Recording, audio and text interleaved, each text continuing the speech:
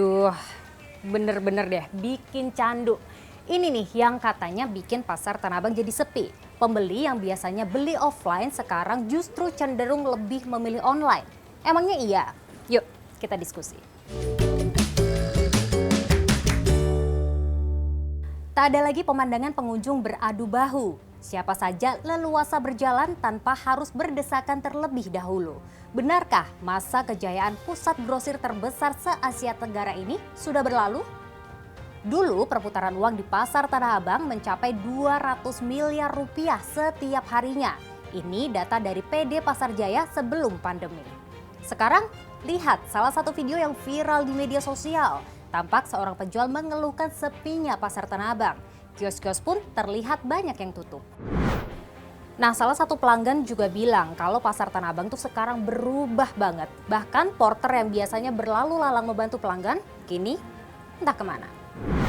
Ya sepi dulu mah, buat parkir mobil aja susah banget. Dari Indramayu harus jam 1 malam, jam 12 malam biar dapat parkiran kan.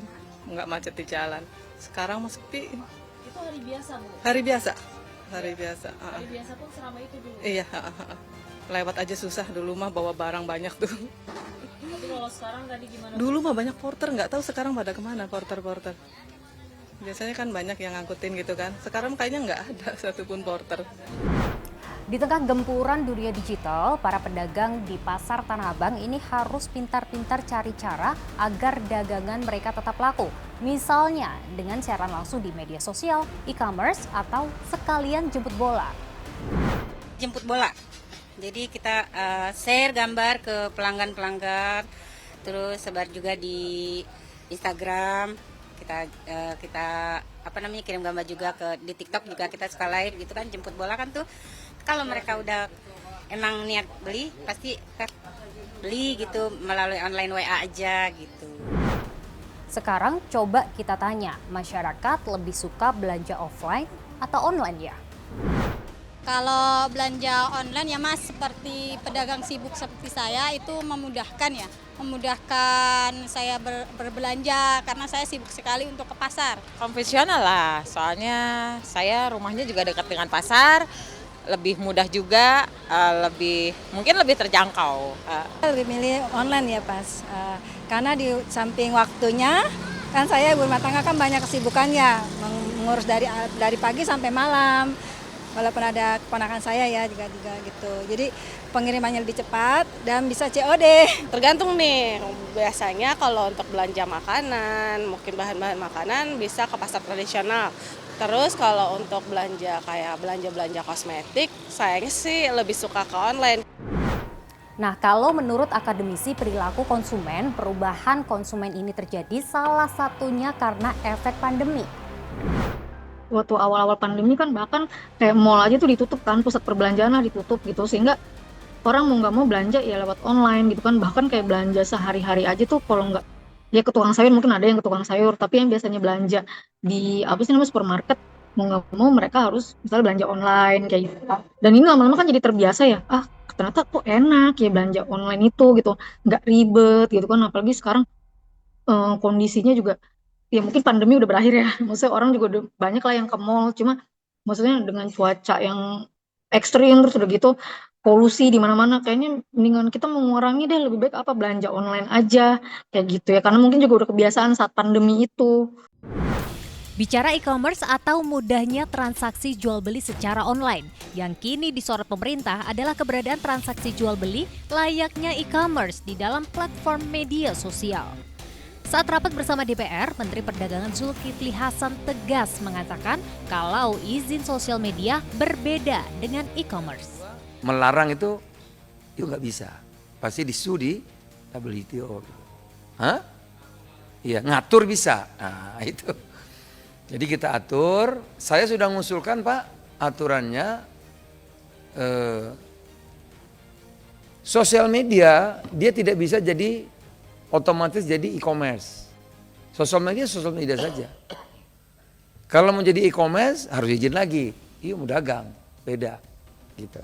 Menteri Koperasi dan UKM, Teten Mas Duki, juga pernah menyentil soal perbandingan regulasi media sosial dan e-commerce di Indonesia dan juga di Cina.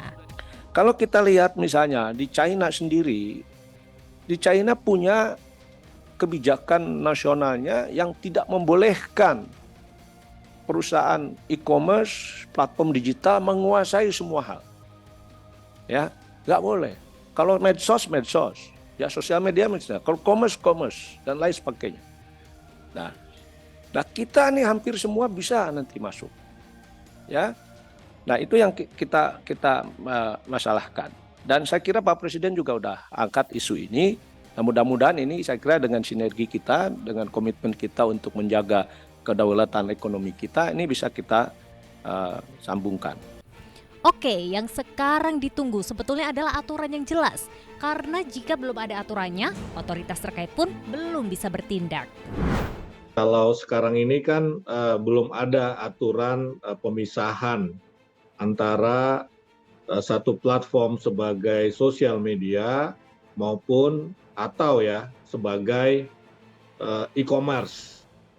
Nah, karena itu ya kita memberikan izinnya ini kan satu platform. Kalau platform itu kemudian memberikan atau menyajikan layanan lain, tetapi di dalam platform tersebut tentu tidak perlu izin baru, tidak perlu registrasi baru begitu. Nah, tetapi kalau nanti ada perubahan peraturan karena ini terkait dengan e-commerce, ya i-nya itu memang elektronik menjadi wilayahnya Kominfo, tetapi commerce-nya itu kan wilayahnya Kementerian Perdagangan. Nah, ini Kementerian Perdagangan akan mengubah peraturan Menteri Perdagangan nomor 50 tahun 2020. Nanti kita lihat perubahannya seperti apa.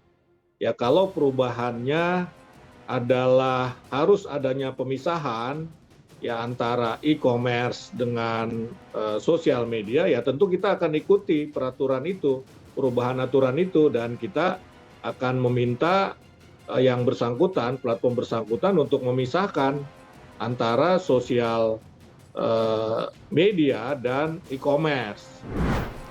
Disrupsi tak bisa dihindari. Mau tak mau, penjual harus beradaptasi di tengah perkembangan teknologi.